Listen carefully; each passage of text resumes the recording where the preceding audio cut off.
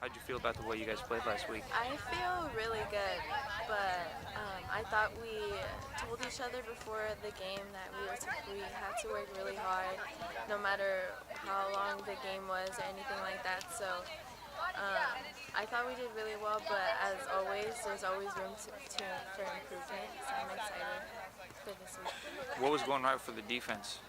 I think before the game, our coach tells us like which players we need to watch out for, and I think we really were taking that into account during the game, and we try to do our best, and in the end, I feel like hard work always beats talent. So. What are the big goals for this week to get ready? The big goal, okay, so we have Central Washington on Thursday, so we really want to beat them, but I think our biggest goal right now is Western Washington on Saturday, so I think our main focus is on them right now.